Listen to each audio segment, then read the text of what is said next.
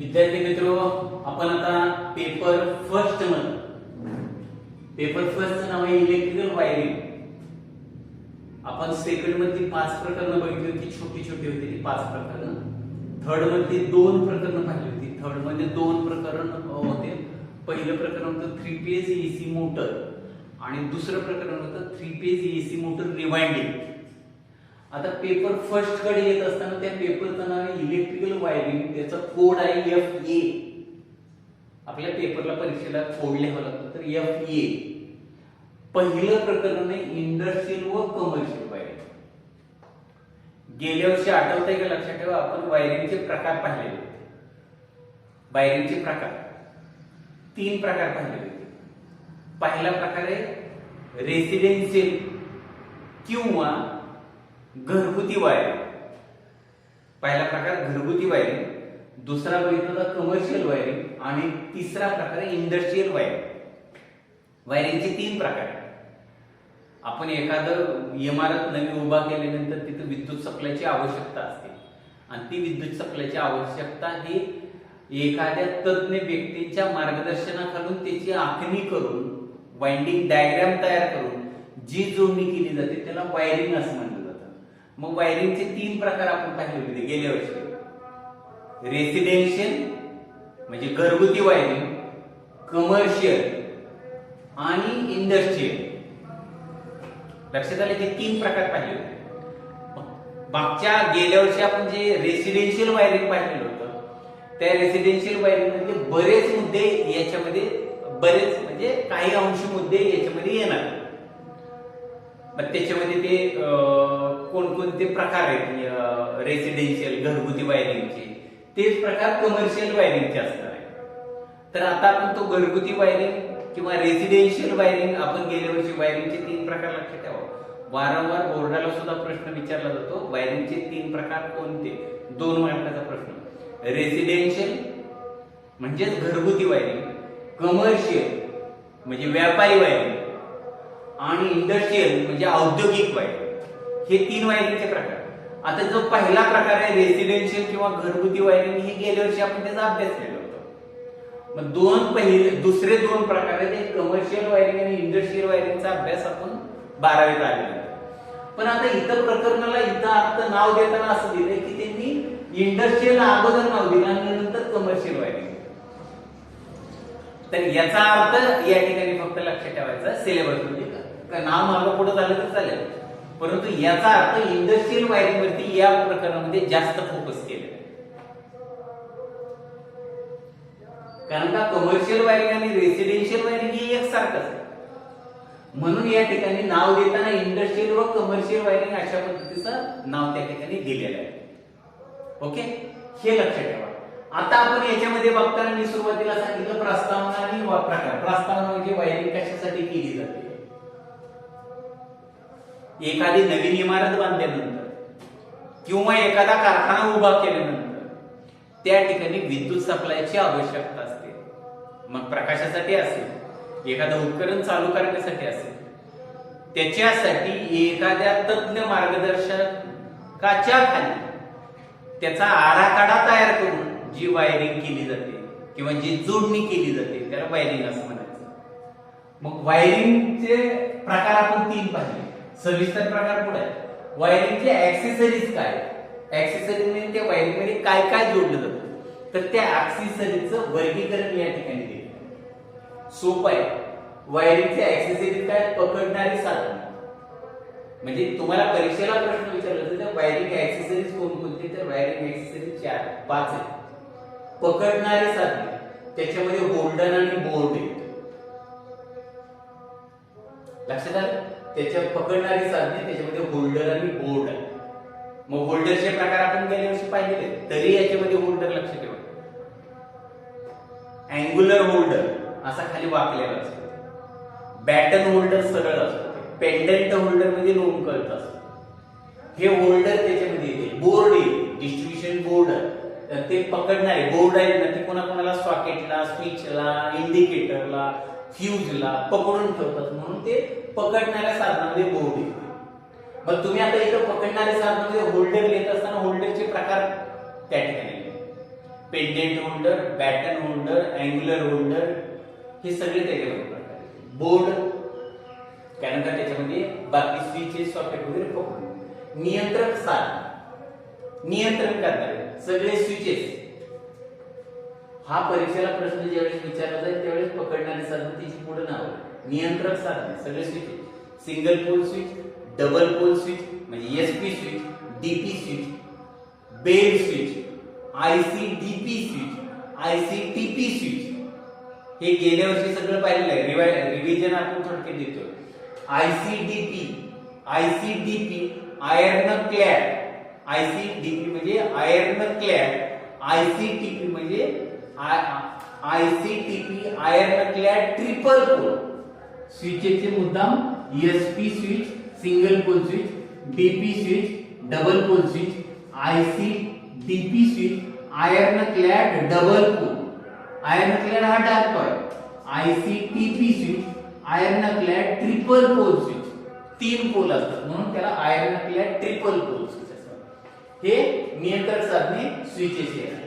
त्याच्यानंतर संरक्षक साधने, फ्यूज, किटकॅट फ्यूज गेल्या वर्षी पाहिलेले. किटकॅट फ्यूज म्हणजे आपलं कटआउट म्हणतो किटकॅट फ्यूज. दुसरा आहे ग्लास फ्यूज, काचेचा असतो, मोठ्या वाहनांना असतात. आणि त्याच्यानंतर एचआरसी फ्यूज अत्यंत महत्वाचा आहे. एचआरसी फ्यूज हा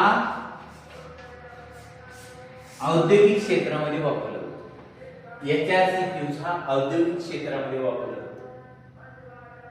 लक्षात आलं? एचआरसी फ्यूज औद्योगिक क्षेत्रामध्ये वापरला जातो आणि तो फ्यूज आपण या संरक्षण साधनामध्ये येतात.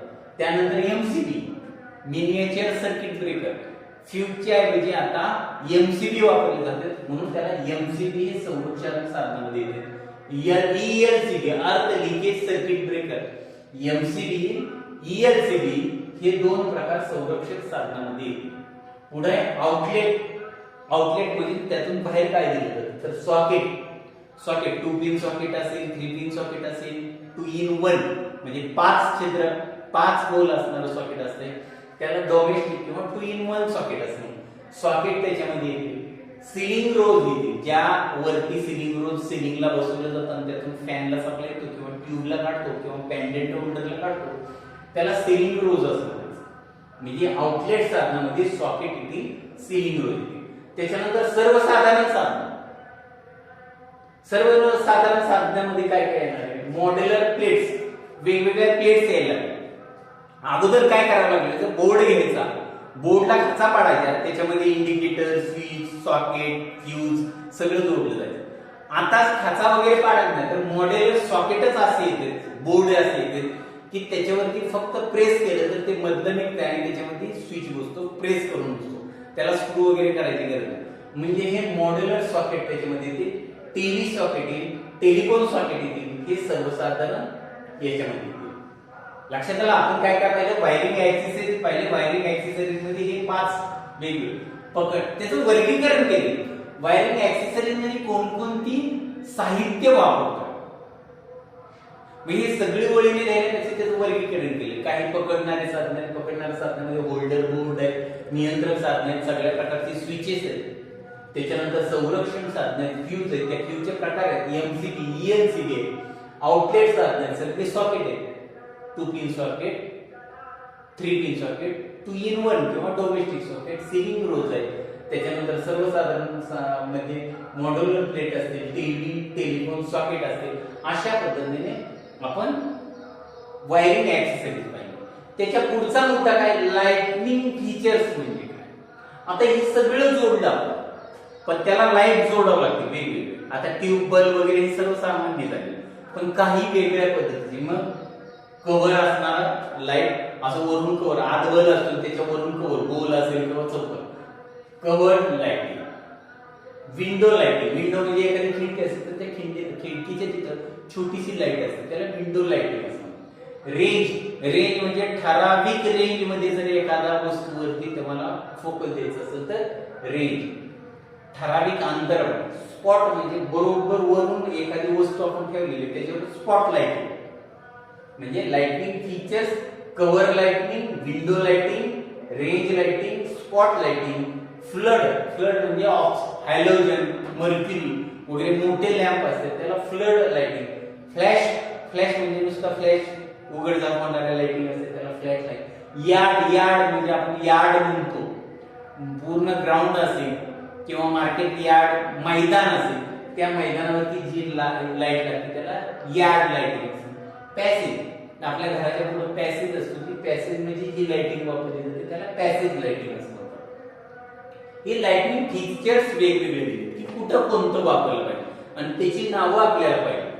म्हणजे तसला बल्ब द्या कव्हरचा असं नाही, कव्हर लाइटिंग द्या, विंडो लाइटिंग म्हणजे खिडकीवरती मला बसवायची, एखाद्या वस्तूवरती स्पॉट, आपल्याला जर स्पॉट द्यायचं असेल, स्पॉटलाइट लावायचं तर स्पॉटलाइट या ठिकाणी, फ्लड असेल तर मोठा ऑक्सिजन, हॅलोजन, मर्क्युरी वगैरे, फ्लॅश नुसते फ्लॅश चालू बंद होण्यासाठी फ्लॅश, यार्ड म्हणजे मैदानावरती, पॅसेज म्हणजे आपल्या घराच्या पॅसेज मध्ये लाइटिंग करायचं तर पॅसेज.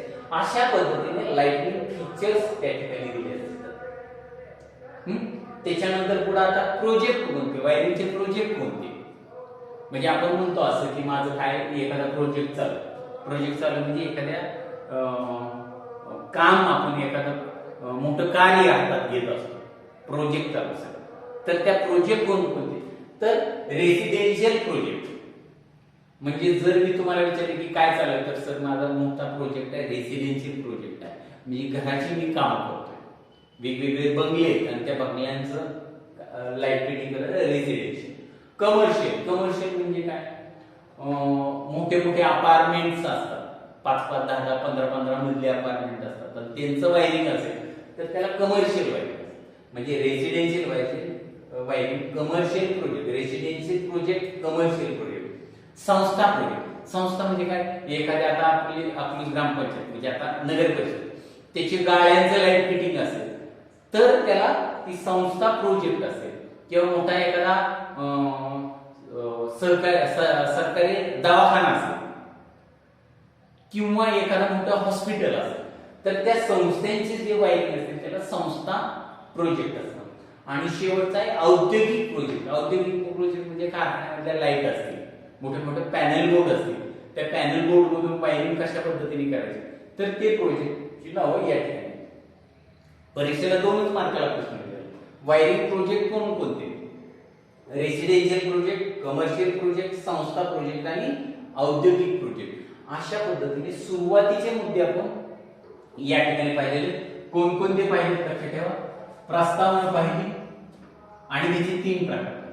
वायरिंग ऍक्सेसरीज पाहिले, वरती वायरिंग ऍक्सेसरीज सगळी पकडणारी, नियंत्रक, संरक्षण, आउटलेट आणि सर्वसाधारण. त्याच्यानंतर लाइटिंग फीचर्स कोणते, माझं वायरिंग सगळं झालेलं आहे, कोणकोणते लाइटिंग फीचर्स तर या ठिकाणी लाइटिंग फीचर्स दाखवले. आणि त्याच्यानंतर आपले प्रोजेक्ट कोणकोणते तर 4 पद्धतीचे प्रोजेक्ट दिले, रेसिडेन्शियल, कमर्शियल, संस्था आणि औद्योगिक प्रोजेक्ट दिलेले आहेत. आणि आता तो प्रोजेक्ट चालू करायचा असेल तर त्या प्रोजेक्टची वाइंडिंग डायग्राम तयार करावी लागते आणि या वाइंडिंग डायग्राम मधून कोणकोणती माहिती मिळते हे आपण त्या ठिकाणी बघणार आहे.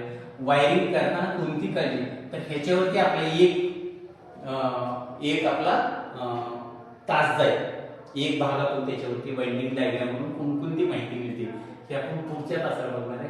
आज हे मुद्दे बघितलेले आणि त्याच्यानंतर पुढच्या वायरिंग डायग्राम कशा पद्धतीने तयार करतात आणि त्याच्यावरून काय काय माहिती मिळते हे आपण पुढच्या तासाला आपण सविस्तर करू. ठीक.